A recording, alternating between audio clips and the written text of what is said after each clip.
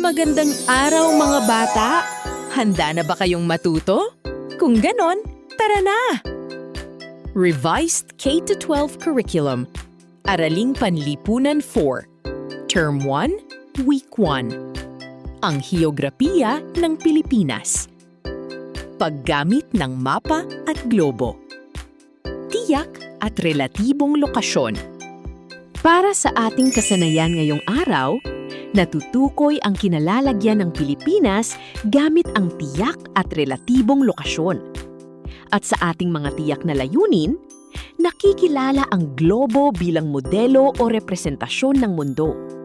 Nagagamit ang mapa bilang patag na modelo ng grapikal ng mundo. Natatalakay ang mga espesyal na guhit sa globo.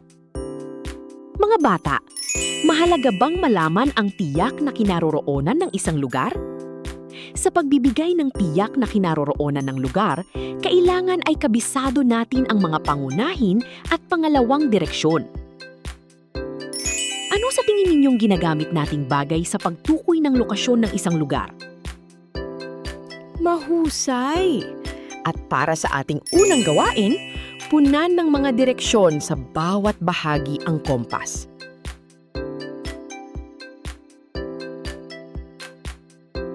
Magaling!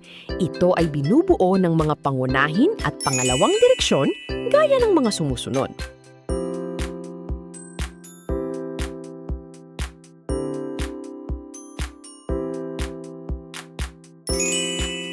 Ano ang mga nasa larawan? Tama!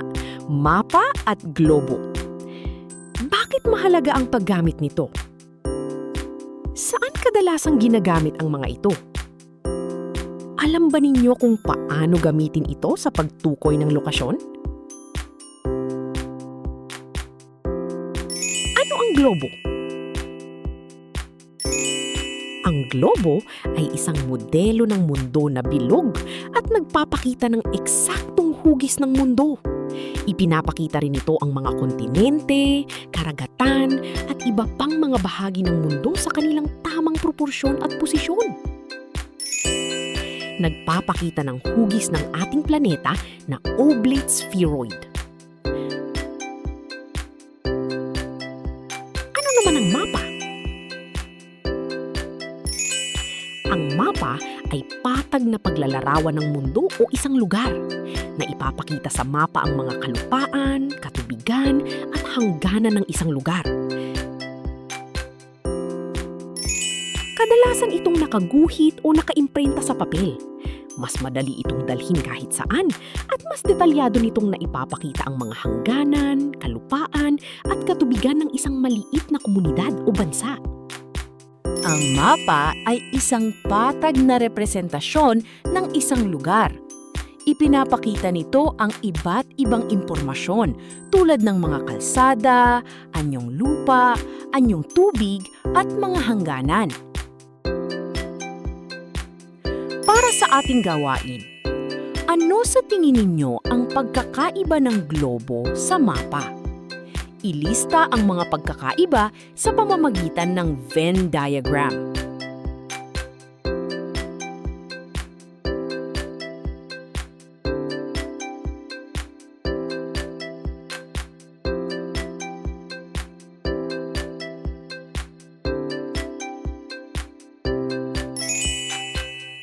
At para naman sa ating pinatnubayang pagsasanay, isulat sa patlang ang tinutukoy ng bawat pahayag.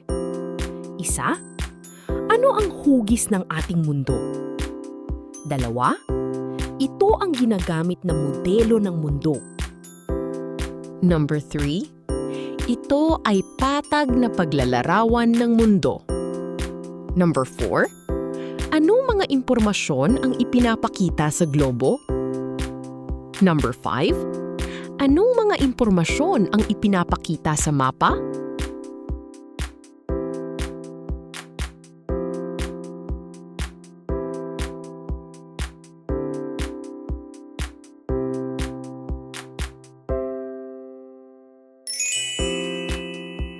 One, bilog o oblate spheroid.